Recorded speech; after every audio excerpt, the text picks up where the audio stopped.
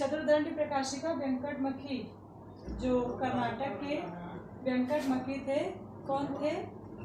कर्नाटक के जो संगीत शास्त्र थे वेंकटमखी, उन्होंने चतुर्दंडी प्रकाशिका रचना लिखी। उनकी रचना का नाम क्या था? चतुर्दंडी प्रकाशिका। 19 मेल 72 मेल माने, हालांकि उन्होंने 19 उनके 72 मेल प्रचार में थे, लेकिन उन्होंने प्रयोग में 19 मेल ही लिए। और जो इसका जो समय है वो क्या है? 1635। क्या है?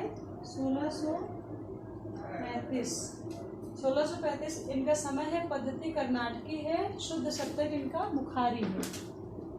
शुद्ध सप्तक जो है इनका मुखारी है।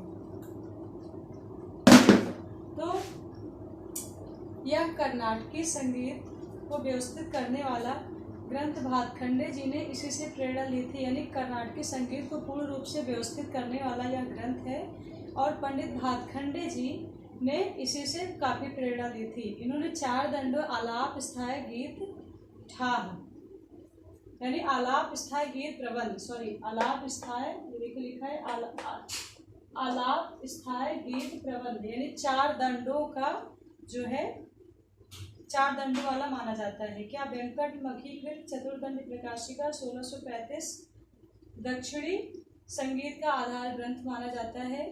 तो इसमें क्या हुआ? जो है 4 दंडों का प्रयोग किया गया, आलाप, स्थाई, गीत, प्रबंध। ओके। यद्यपि इसमें कितने अध्याय हैं? 10 अध्याय हैं। कितने लेसन हैं? लेसन 10। प्राप्त पांडुलिपि एवं संस्करण 9वें अध्याय के मध्य में त्रुटित है। प्रबंध प्रकरण का उत्तरार्ध भाग एवं 10वां ताल प्रकरण अप्राप्य है। इस ग्रंथ में प्रस्तुत 5 विकृत स्वर एवं 72 मेल प्रस्तार का कर्नाटकी संगीत पर अत्यधिक प्रभाव रहा है। इस ग्रंथ में प्रस्तुत 5 विकृत स्वर, किसमें?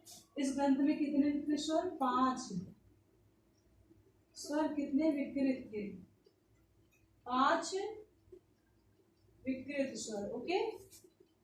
72 मेल प्रस्तार, 72 मेल प्रस्तार का जो है वर्णन हुआ। और अब आइए वेंकटमखी के थोड़ा सा परिचय पे बात करते हैं। तो वेंकटमखी का पूरा नाम क्या था? वेंकटेश था। क्या था? वेंकटेश। यहाँ पे मैं लिख दे रही हूँ। वेंकटमखी का जो पूरा नाम था क्या था? वेंकटेश।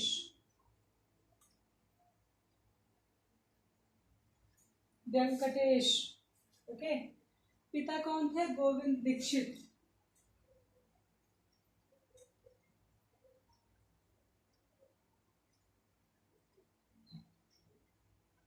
गोविंद दीक्षित।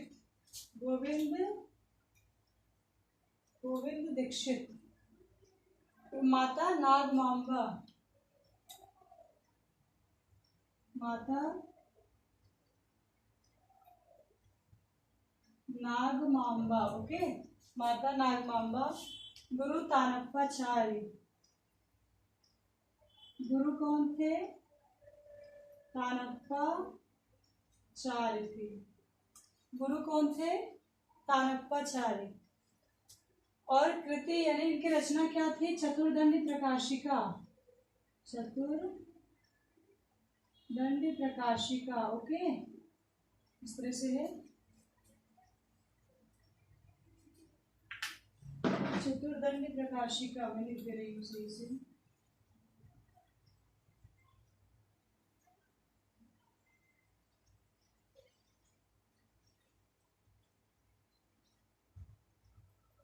चतुर्दंडी प्रकाशिका। ओके। के कारण अमर हो गए। दक्षिणी संगीत पद्धति में इस ग्रंथ की बड़ी मान्यता है और इसे प्राचीन संगीत पुस्तकों में उत्कृष्ट समझा जाता है। दक्षिणी संगीत पद्धति में इस ग्रंथ की बड़ी मान्यता है और इसे प्राचीन संगीत पुस्तकों में उत्कृष्ट समझा जाता है। इस ग्रंथ में पंडित वेंकटमखी ने यह सिद्ध किया है कि गणित के द्वारा 1 मेल अथवा थाट से अधिक 72 थाटों की रचना की जा सकती है। इस ग्रंथ में पंडित वेंकटमखी ने यह सिद्ध किया है कि गणित के द्वारा एक मेल अथवा थाट से अधिक 72 थाटों की रचना की जा सकती है। कितना? वेंकटमखी ने यह सिद्ध किया है कि गणित के द्वारा एक मेल अथवा थाट से 72, एक मेल अथवा एक थाट से कितने? 72 थाटों की रचना की जा सकती है। एक मेल अथवा थाट से, देखिए लिखा है, एक मेल अथवा थाट से, एक मेल अथवा थाट से 72 जो है थाटों की रचना की जा सकती है, जिनसे 55 रागों की उत्पत्ति मानी है। जिससे 55 रागों की, कितना? 55 रागों की उत्पत्ति मानी है। एक सप्तक के अंतर्गत 7 शुद्ध और 5 विकृत स्वर रखे हैं। एक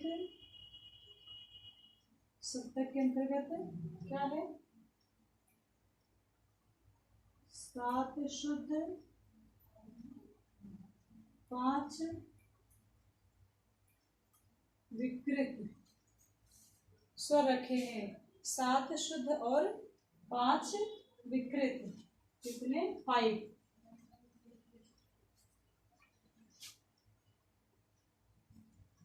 एक सप्तक के अंतर्गत 7 शुद्ध और 5 विकृत स्वर इन्होंने रखा है। और इनके पिता तंजावर राज्य के दीवान थे। कहाँ के? तंजावर, तंजावर राज्य के क्या थे? दीवान थे। उनके पिता जो थे वो तंजावर राज्य के दीवान थे। उसी दरबार में पंडित वेंकटेश एक गायक की तरह नियुक्त थे। मतलब उन्हीं के दरबार में क्या थे? वेंकटेश एक गायक की तरह नियुक्त थे, यानी वेंकटेश वही वेंकटमखी। वहां रहकर उन्होंने चतुर्दंडी प्रकाशिका नामक ग्रंथ की रचना की। दक्षिणी भारत के प्रसिद्ध संगीतज्ञ स्वर्गीय पंडित वेंकटमखी अपनी ग्रंथ चतुर्दंडी प्रकाशिका के कारण अमर हो गए। दक्षिणी भारत के प्रसिद्ध संगीतज्ञ स्वर्गीय पंडित वेंकटमखी अपनी ग्रंथ चतुर्दंडी प्रकाशिका के कारण अमर हो गए। दक्षिणी संगीत पद्धति में इस ग्रंथ की बड़ी मान्यता है और इसे प्राचीन संगीत पुस्तकों में उत्कृष्ट समझा जाता है।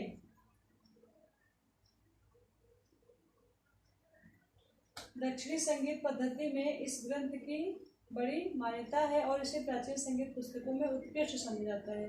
कहने का मतलब है कि दक्षिणी संगीत पद्धति में क्या है? बहुत ही मान्यता है और इस ग्रंथ को बहुत ही जो है उत्कृष्ट समझा जाता है। और दक्षिण भारत के प्रसिद्ध संगीतज्ञ स्वर्गीय पंडित वेंकटमखी अपनी इस चतुर्दंड प्रकाशिका के कारण अमर हो गए। कहने का मतलब है कि दक्षिण भारत में क्या है कि ये चतुर्दंड वेंकटमखी जो हैं वो अपनी जो रचना है उनकी चतुर्दंडी प्रकाशिका, उनकी रचना करने के बाद वो इतना अमर हो गए, इतना जो है फेमस हो गए, कारण उसका चतुर्दंडी प्रकाशिका जो उसकी इन्होंने रचना की थी।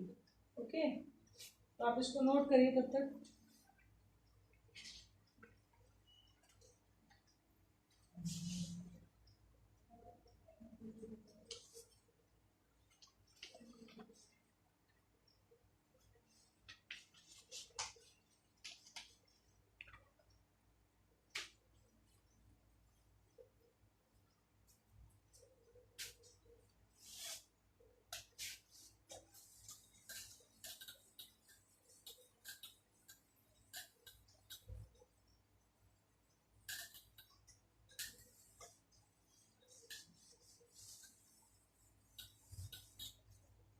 शारंगदेव, शारंगदेव की बात कर लेते हैं हम। इसका शारंगदेव,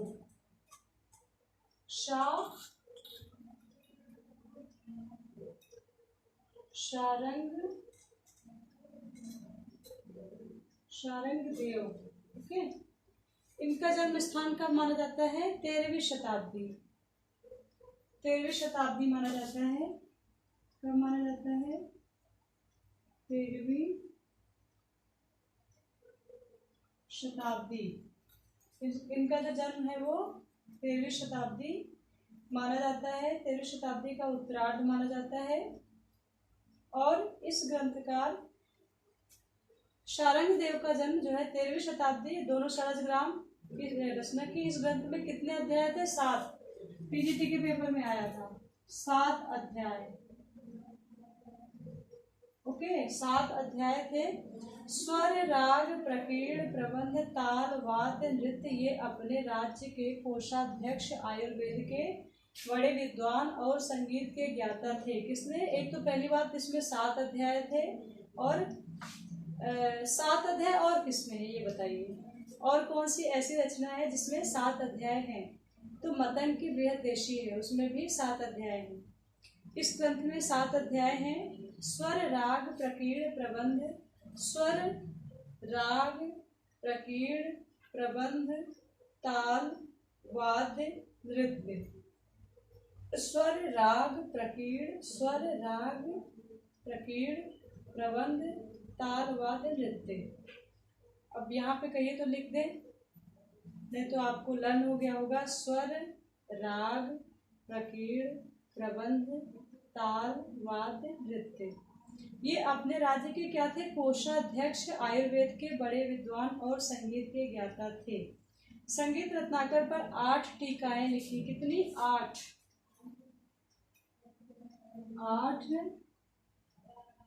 टीकाएं जो है लिखी। अड्यार संस्करण में कल्लीनाथ की कला निधि, टीजीटी के क्वेश्चन में भी आया था, कल्लीनाथ की कला निधि। सिंह भोपाल की सुधाकर, गंगाराम और सुभद्रा चौधरी की हिंदी में टीकाएं हैं। सिंह भोपाल की संगीत सुधाकर, गंगाराम और सुभद्रा चौधरी की हिंदी में टीकाएं हैं। और आधार ग्रंथ 13वीं शताब्दी आरंभ माना जाता है। 13वीं शताब्दी के उत्तरार्ध में इनकी मृत्यु हो गई थी, यानी कि 13वीं शताब्दी के पूर्वार्ध में इनका जन्म हुआ था और उत्तरार्ध में इनकी मृत्यु हो गई थी। क्या था? 13वीं शताब्दी का आरंभ शारंग देव द्वारा लिखा गया। 13वीं शताब्दी के उत्तरार्ध में इनकी मृत्यु हो गई थी। इसमें स्वर, राग, विवेक, प्रकरण, प्रबंध, ताल, वाद्य, नृत्य 7 अध्याय। वही बातें फिर से आ रही हैं। परवर्ती सभी संगीत संबंधी ग्रंथ संगीत रत्नाकर के आधार पर लिखे गए हैं, यानी कि उसके बाद के जितने सारे ग्रंथ हैं वो संगीत रत्नाकर के द्वारा, मतलब उसी की हेल्प लेकर के उन्हीं के आधार पर ही लिखे गए हैं। संगीत का एकमात्र यह ग्रंथ है जिसमें 7 टीकाएं लिखी गई हैं। आयुर्वेद के ज्ञाता, संगीत शास्त्र, संगीत रत्नाकर के प्रणेता। संगीत की रचना का नाम क्या है? संगीत रत्नाकर। क्या? संगीत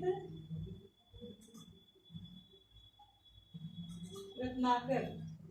इनकी जो रचना है वो संगीत रत्नाकर। ओके, तो संगीत रत्नाकर के आधार पर लिखे गए हैं। यह संगीत का एकमात्र यह ग्रंथ है जिस पर 7 टीकाएं लिखी गई हैं। कितनी टीकाएं? 7। किसी में 7, किसी में 8। आप जो है इसको 8 ही मानिए। आयुर्वेद के ज्ञाता, संगीत रत्नाकर के प्रणेता, अपने राज्य के मुख्य लेखाकार शारंग देव अपने आप को निशंक लिखते थे। निशंक ताल, निशंक बीड़ा शारंग देव ने अपने नाम की संगीत रत्नाकर में दी है। इनके पिता का नाम शोढल और दादा भास्कर थे। इनके पिता का क्या नाम था? शोढल। पिता क्या थे? शोढल। दादा भास्कर। पिता शोढल और दादा जो है भास्कर। पिता शोढल और दादा जो है भास्कर। पिता जो है शोढल और दादा जो है भास्कर। पिता शोढल और दादा भास्कर थे, जो कश्मीर से दक्षिण वर्तमान दौलताबाद में आकर बसे। सिंह भोपाल केशव कल्लीनाथ ने संस्कृत में और विट्ठल ने तेलुगु भाषा में इस पर टीका लिखी। इसमें 7 अध्याय हैं। स्वराध्याय, रागाध्याय, प्रकीर्णाध्याय, तालाध्याय, वाद्याध्याय, नृत्याध्याय। प्रत्येक अध्याय के अंतर्गत पारिभाषिक शब्दों की व्याख्या, अन्य आवश्यक सामग्री भी दी गई है। भरत के समान उसने सारड़ा चतुष्टयी नामक प्रयोग का संपादन तो किया, किंतु उसने उसके समान स्वर बीड़ा पर नहीं बल्कि श्रुति बीड़ा पर प्रयोग किया। ओके। शारंगदेव ने गंधार ग्राम का विस्तृत प्रयोग किया, जो उस समय लुप्त प्राय सा हो गया था। किसका? गंधार ग्राम का। शारंगदेव ने क्या किया? गंधार ग्राम का। शारंगदेव ने गंधार ग्राम का विस्तृत प्रयोग किया, लेकिन जो उस समय अब लुप्त प्राय सा हो गया है। सॉरी, माफ कीजिएगा। उसने सभी रागों को 10 वर्गों में बांटा, जो 10 विधि राग वर्गीकरण के नाम से प्रसिद्ध है। 10 वर्गों में बांटा। किसमें? 10 वर्गों में बांटा, जो 10 विधि राग वर्गीकरण के नाम से प्रसिद्ध है। ये भी क्वेश्चन आया था टीजीटी में। 10 विधि राग, इसको आप 10 विधि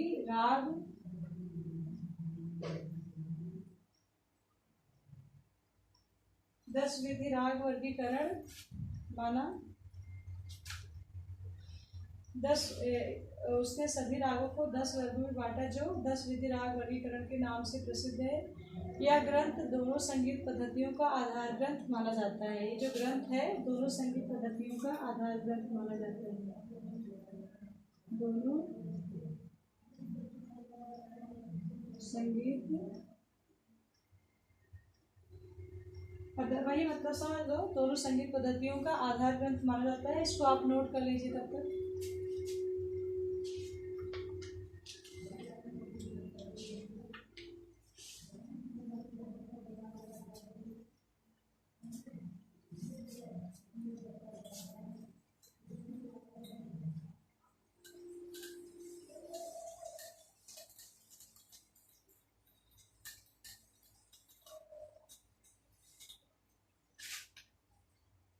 अब आइए हम बात कर लेते हैं मतंग, शास्त्रकार मतंग के बारे में। मतंग, इनकी रचना क्या है? बृहदेशी।